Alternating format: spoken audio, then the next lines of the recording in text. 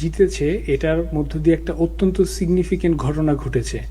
সেটা হচ্ছে যে নিউ দিল্লিতে যে মেজরিটেরিয়ান গভর্নমেন্টটা ছিল এবং সেটার যে পলিসি এজেন্ডা ছিল একটা সংখ্যালঘুদের বিরুদ্ধে, সেটার সাথে বাংলাদেশের সাথে সরাসরি যে ডিপ্লোম্যাটিক কনফ্রন্টেশন, সেটার বদলে একরকমের ইনসুলেশন ছিল, একরকমের বাফার অ্যারেঞ্জমেন্ট ছিল। এবং সেই বাফার অ্যারেঞ্জমেন্টটার নাম ছিল হচ্ছে মমতা ব্যানার্জির তৃণমূল সরকার। তো বিজেপি ক্ষমতা আসার মধ্য দিয়ে বাংলাদেশের যে প্রায় 4,000 কিলোমিটার বর্ডার আছে ইন্ডিয়ার সাথে, সেটা এখন ওপেন কনফ্রন্টেশনাল একটা জায়গায় গিয়ে দাঁড়ালো এবং বাফারটা এখন আর নাই, ওই ডিপ্লোম্যাটিক ইনসুলেশনটা আর নাই।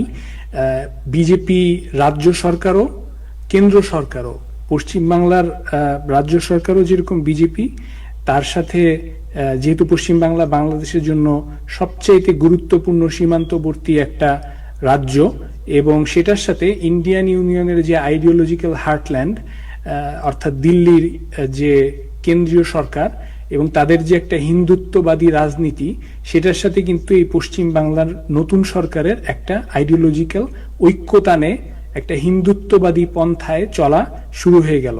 এই 12 বছর আগে যে বিজেপি ক্ষমতায় এসেছিল, তারপরেই প্রথম যে ঘটনাটা পশ্চিমবাংলায় ঘটতে পারলো, এটা একটা সিগনিফিকেন্ট ঘটনা। তো এই যে একটা ঐক্যতানে হিন্দুত্ববাদী পথে পশ্চিমবাংলা চলা শুরু করলো, এর কিছু স্ট্রাকচারাল এবং লিগ্যাল ঝুঁকি আছে বাংলাদেশের জন্য।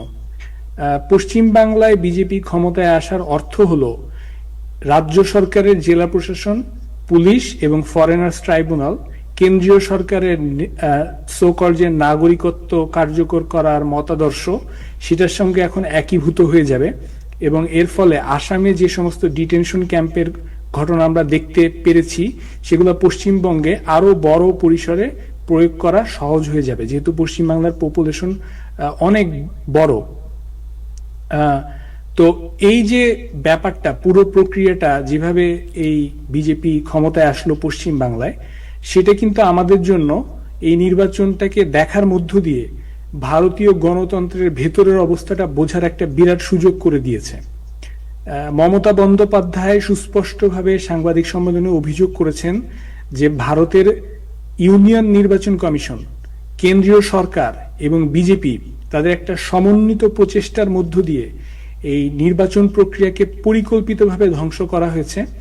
এবং মমতার দাবি অনুযায়ী ভোটার তালিকা থেকে গণহারে নাম বাদ দেওয়া হয়েছে। আমরা জানি মুসলিম অধ্যুষিত এলাকাগুলো থেকে বিশেষ করে নাম বাদ দেওয়া হয়েছে। গুরুত্বপূর্ণ কর্মকর্তাদেরকে ভোটের ঠিক আগে বদলি করা হয়েছে। ভোটের আগে ব্যাপক হারে বিরোধী নেতাকর্মীদের গ্রেফতার করা হয়েছে এবং ইভিএম এর মধ্য দিয়ে কারচুপি করা হয়েছে। কিছু কিছু ইভিএম এ দেখা গেছে সারাদিন ভোট দেওয়ার পরও 80 থেকে 90% চার্জ আছে। এটা কিভাবে সম্ভব? এবং ভোট গণনা এবং গ্রহণের সময় বিরোধী এজেন্টদেরকে বের করে দেওয়া হয়েছে, সিসিটিভি বন্ধ রাখা হয়েছে এবং কেন্দ্রীয় নিরাপত্তা বাহিনী সরাসরি হস্তক্ষেপ করেছে বিরোধীদেরকে দমন করার জন্য। ফলে ইন্ডিয়ায় গণতন্ত্রের যে রূপ আমরা দেখলাম, সেটা যদি আমরা কম্প্যারিজন করি আমাদের সাথে, তাহলে কিন্তু অর্থাৎ বাংলাদেশের সাথে, তাহলে কিন্তু পরিস্থিতিটা খুবই ভয়াবহভাবে শোচনীয়। এবং যে ধরনের প্রাতিষ্ঠানিক দখলদারি এবং জবরদস্তিমূলক একটা নির্বাচনী কারচুপির মধ্য দিয়ে আমরা গণতন্ত্র এবং আইনের শাসনকে মুখোমুখি অবস্থায় দাঁড়াতে দেখলাম ইন্ডিয়াতে, সেটা ইন্ডিয়ান ইউনিয়নের যে এতদিনের ক্লেম যে ইন্ডিয়া হচ্ছে একটা biggest or largest democracy in the world, সেটা কিন্তু একটা বড় ধরনের প্রশ্নের মুখোমুখি হয়ে গেল। এবং বিশেষ করে যদি আমরা প্রসিডিউরাল ডেমোক্রেটিক জায়গা, যেটা নিয়ে এতক্ষণ কথা বললাম, সেটা জায়গা থেকে একটু সাবস্টেন্সিয়াল ডেমোক্রেটিক ডেফিনিশনের জায়গায় যাই, সেখানে আমাদের দেখতে হবে যে সংখ্যালঘু এবং ভিন্ন মতাবলম্বীদের অবস্থা কি।